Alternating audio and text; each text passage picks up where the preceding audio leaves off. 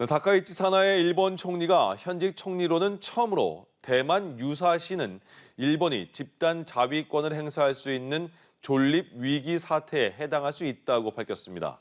오늘 아사히 신문 보도에 따르면 다카이치 총리는 어제 중의원 예산위원회에서 중국이 대만을 해상 봉쇄하면 존립 위기 사태가 될 수 있다고 발언한 것과 관련한 질의에 이 같은 취지로 답했습니다.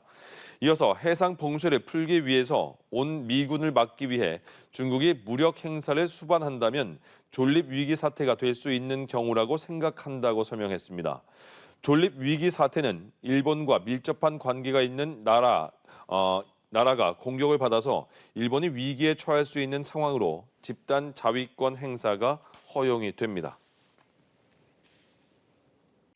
다카이치 사나이의 일본 총리가 대만 유사시 일본이 집단 자위권을 행사할 수도 있다고 언급한 데 대해 일본 주재 중국 외교관이 극단적인 막말을 퍼부었습니다. 쉐쥔 주 오사카 중국 총영사는 지난 8일 자신의 SNS에 다카이치 총리 발언과 관련해 제멋대로 끼어든 더러운 목은 순간의 망설임도 없이 베어버릴 수밖에 없다고 적었다 삭제했습니다. 이튿날인 9일에도 일본의 일부 머리 나쁜 정치인이 선택하려는 죽음의 길이라고 적어 다카이치 총리를 비난했습니다. 다카이치 총리는 철회할 생각은 없다면서도 특별한 경우를 상정했던 것이며 앞으로 명확히 말하는 것에 신중히 하겠다고 강조했습니다. 네, 일본 다카이치 총리가 대만 유사시를 일본 집단자위권 행사 대상으로 본 발언을 두고 중일 간의 신경전이 가열되는 양상입니다. 다카이치 총리는 발언을 철회하지 않고 있고 중국 측은 극히 심각한 일이라며 거칠게 비판했습니다. 김지수 기자입니다. 다카이치 총리는 지난 7일 일본 현직 총리로는 처음으로 대만 유사시는 일본이 집단 자위권을 행사할 수 있는 존립 위기 사태에 해당할 수 있다고 밝혔습니다. 존립 위기 사태가 되면 일본 자위대의 군사 행동이 가능해집니다.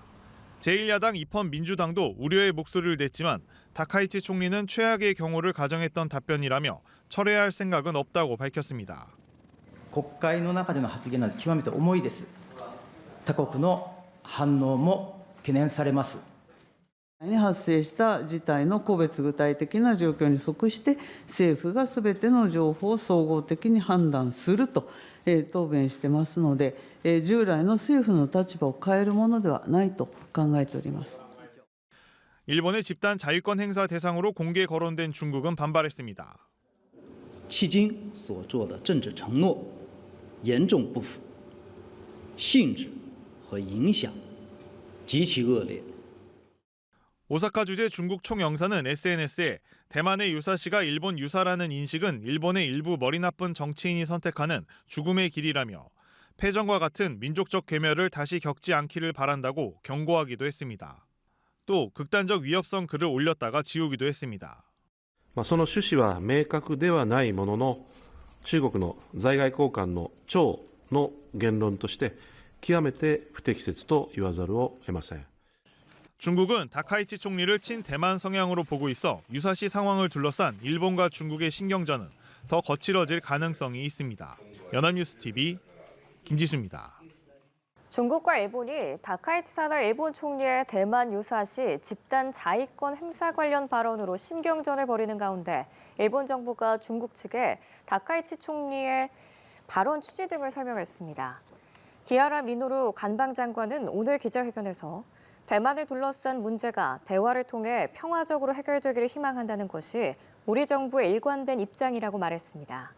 이어 정부의 대만에 관한 입장은 1972년 일중 공동성명대로이고 이에 변화는 없다며 폭넓은 분야에서 중국과 의사소통을 한층 강화하겠다고 덧붙였습니다.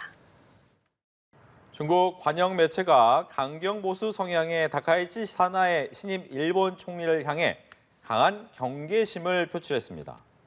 중국 신화통신 계열 소셜미디어 계정 뉴탄치는 다카이치는 수차례 중국을 비난했고 대만 문제 등에서도 망언을 했다고 지적했습니다.